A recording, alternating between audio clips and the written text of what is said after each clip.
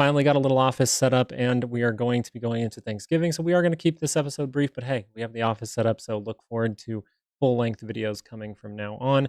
Now, what we wanted to talk about was that technical analysis with the SPY, Qs, Apple, Tesla, Amazon, and Nvidia. And what we can notice here from this week is here's our weekly ranges, these purple bars here on the SPY, right? We have these purple bars, which is just what the options market has priced in for the week. Okay, this is the expected move.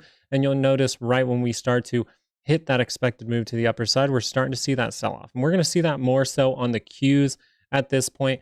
But on the SPY, the important thing here is to go down to an hourly and notice that we did talk about these divergences. Okay, we talked about these divergences the whole way.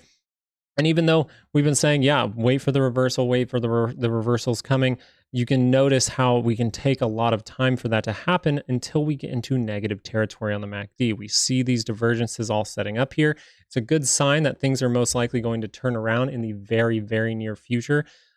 Sometimes on the Black Friday, we actually see a little bit of a rally, so don't be surprised if we do actually go a tiny bit higher.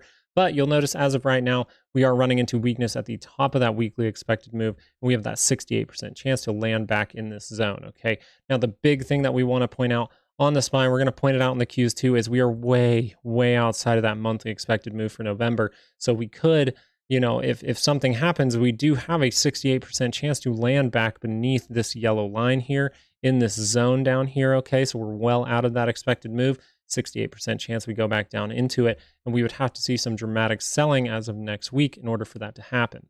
Now, in the Qs, we have the same story. We're well outside of that expected move for the month of November, and so we could see some dramatic selling. Now, it doesn't mean we have to land back in this zone, right? We don't have to, but it just says we have a 68% chance that the options have priced in that we will land back within this zone. So it's just something to pay attention to, especially with all those hourly divergences.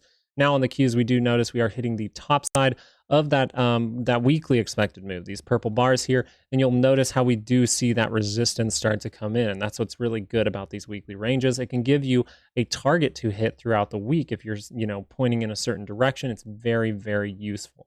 Now, as of right now, I was talking about this gap, but usually on Black Friday, we do either get kind of a nothing day or even a slight up day. So I just want to pay attention to that unless something comes out of the pipeline. I mean, it is the holiday season. It would be pretty negative for these market makers to, pull down this market with the holidays going on. They're most likely going to wait till the holidays, aka Thanksgiving, is finished, and then they'll give that pullback most likely. So we'll pay attention to that. What we want to say here is, we're touching the top of that weekly expected move, so we have to pay attention to hourly charts, and you'll notice that we do have that divergence marked off, that first one, and now we're getting those steeper divergences, right? We're getting that steeper divergence here. We have that divergence here on the RSI again.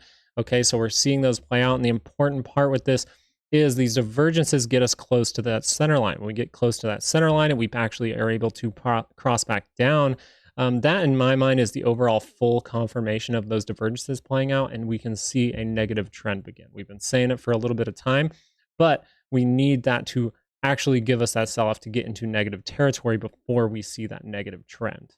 So when you are hitting those weekly ranges, even on just the SPY and Qs, you want to pay attention to what other stocks look like. And that's why we're bringing up Apple here. And I just wanted to point out how Apple is closing kind of on the top of this resistance area. This resistance area has produced many, many sell-offs, right? We've seen many sell-offs from this area. So the fact that we're going to go back into there, maybe even we peek above it, just like we were saying, we might with the hourly. Okay, let's go into the hourly just to check in a moment. But for now, we just want to point out that we are getting some wonky candles for the last 6 trading days. Okay, 6 trading days. All of these, or most of them, could be considered almost reversal candles at this point. So it's really hinting to us that there are sellers lurking up here, and with any kind of bad news, we could see that sell-off come to fruition. Whether that is, Moody's downgrading or no pivot coming into the narrative of the media or something like that, we could see this start to break down very quickly. Where could we see some kind of bounce? I don't necessarily want you to focus on where we could see it. I'll give you a couple levels though. Okay, this level right in here, 179, 180 for Apple, and then I'm paying attention to just a retest of this purple zone. But I'm going to tell you right now, if we see this daily curl over, right, and come down like this, we're going to see that MACD curl back over, and then you're going to be waiting for that to curl back up, and then you're going to notice we are very close to positive territory, and you're most likely going to see this trend continue into the Christmas season. I believe that the second rally will actually be bigger. So it's important to be patient at this time, okay? If you didn't catch this move, don't think of it like I need to get in because it's just going to keep going up and up. Eventually, it will pull back, and it's the patient ones who really make money in this market. The reason I'm telling you just to be patient, and that's what we've had to be for a few weeks here. We've had to be very, very patient. And I've personally been patient. I've taken a few positions. I've kind of like, scaled into this, okay, at this point. But we notice this divergence down here. And how close is it getting us to that center line? Very, very close. So I do believe that any kind of bad news will give us that negative trend, and we can see this pullback come to fruition, okay? So we're paying attention to that. On Apple, we have a bunch of gaps to fill, so we could get bounces on some gaps. I'm really paying attention to this one at like 182, 182.50, okay, for some kind of bounce, just because it matches up with this high. It's where we actually gapped from to go lower back in the past, okay? So I believe that could be a good area for a bounce if we see a downturn, if that negative trend starts. But I still will be waiting for that negative trend to actually begin before I really get bearish with this move. So Amazon, where are we pumping the brakes? We're pumping the brakes right at this trend between these two highs at this point, okay? So these two highs are kind of matching up with where we're going as of right now, and we caught this move, okay? So congratulations, give yourself a pat on the back because we were mentioning this divergence right before the earnings.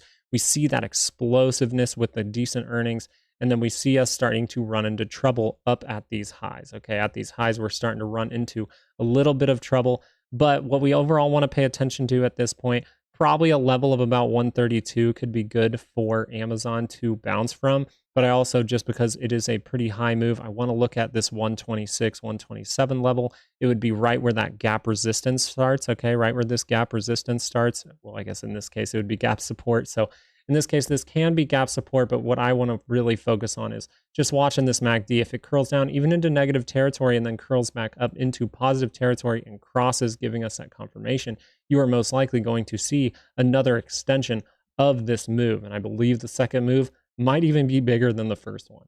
Now, the reason I'm overall talking about Amazon today is it's the one that is hovering right at that negative territory. It really looks like with all these divergences, you can see them across all of this, okay? You're getting that divergence set in. And at this point, all we need is some kind of sell-off to maybe break through this level right here in order to start that selling, okay? Start that negative trend. So we really need this to get into negative territory on the hourly MACD in order for that negative trend to begin. And that could happen as soon as Monday. Tesla, we were talking about how good this structure looked and everything like that, but right now you are getting some good rejection from this level. And overall, what we were stating when we did get that retest was, sure, we're going to pull back. And guess what? We did. So we pulled back from that area. And I just noticed that if we pull up the hourly here, we were still in positive territory at this point, okay? We're still in positive territory at this point. So when we were about here, I was just saying, look for some kind of try to test this high. That's what we're trying to do, or maybe even some kind of, retest up here of that big triangle that we broke out of. But as of right now, you have this high. Now you're setting up possibly a lower high. And if we do start to break below this level, then we might see another play down into an area such as that I believe I said 222. And then I'm even going to pay attention to levels all the way down here at around 207. Okay, 207 is where I'm looking at it. But the same thing holds true, okay? On the daily, I'm just going to switch it back real quick. The same thing is going to hold true for a lot of these. If this is a short-lived sell-off, right? If it's pretty quick and we do see a hip fire move down and then come back up, this MACD might shortly roll down and then roll back into positive territory, and we can see some upside in Tesla.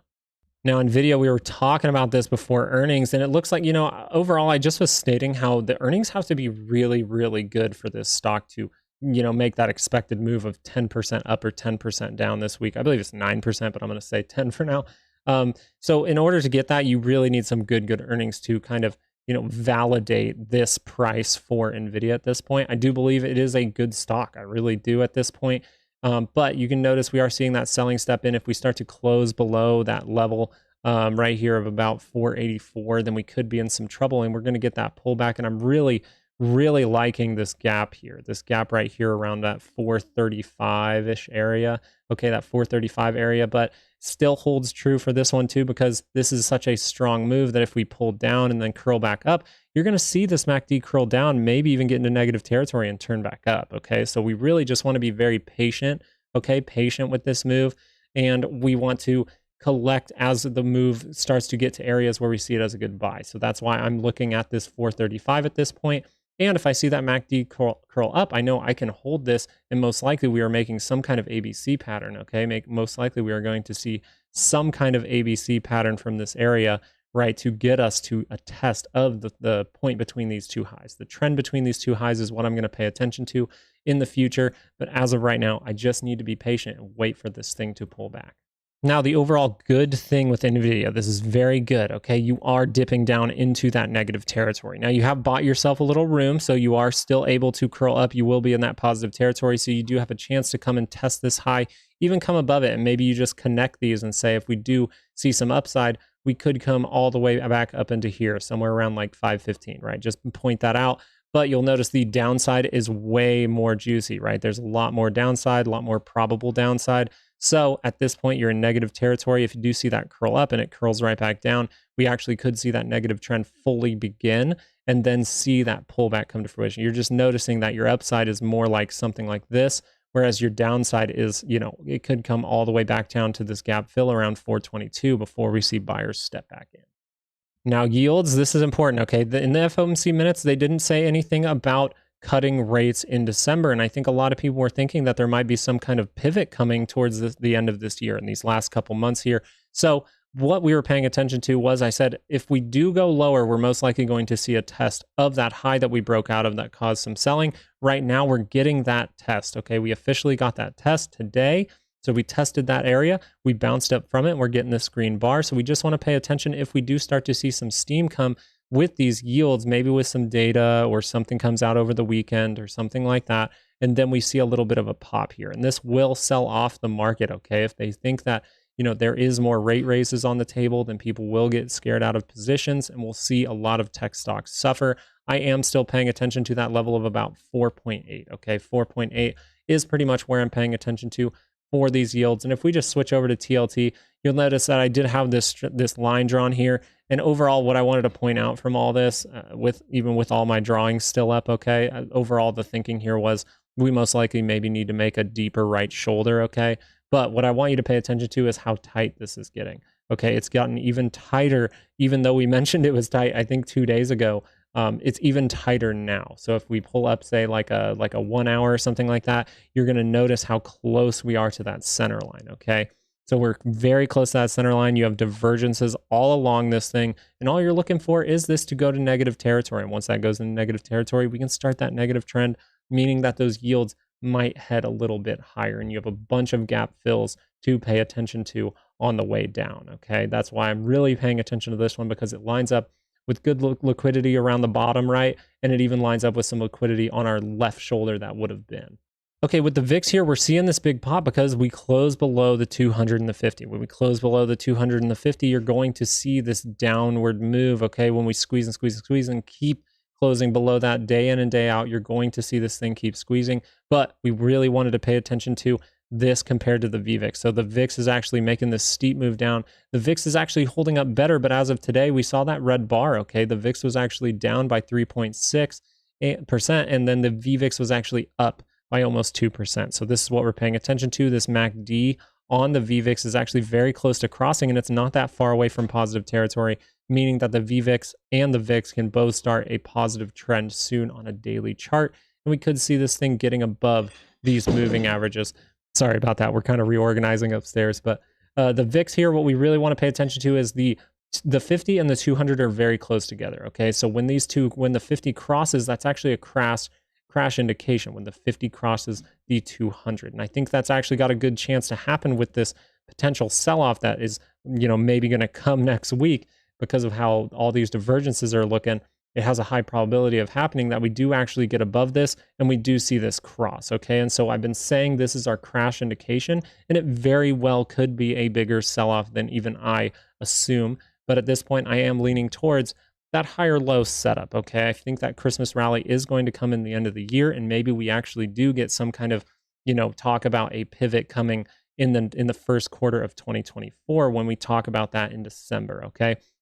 So what we want to pay attention to here, though this is a crash indication, it's only a crash indication if the 50 remains above the 200. So really with this possible sell-off that's coming, I would really want to pay attention to the 50 and see if we're able to hold above the 200 over time. Okay, if we hold above it, then something bigger is happening.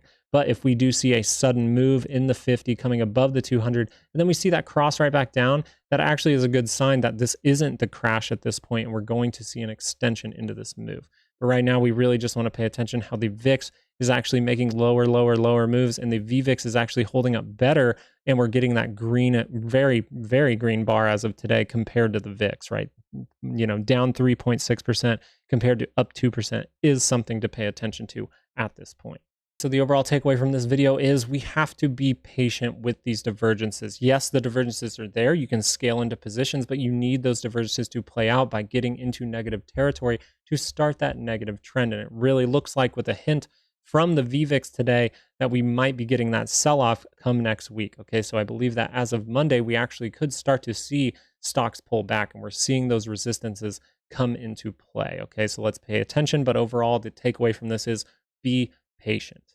Thank you guys for watching. Even with the new setup, you guys have been so supportive, liking, subscribing, commenting. I really enjoy, doing this, and I'm glad that I actually have a setup to where I can get back and do some full-length videos again. So thank you so much. I appreciate you guys, and I hope you guys have a great Thanksgiving, okay? I hope you guys have a wonderful Thanksgiving with your families, and I hope you guys have all the luck in the world trading next week, but I'm going to give you good luck at the end of every video, okay? So you'll have a bunch of luck going into next week, all right? Hope you guys have a good night, all right? Peace.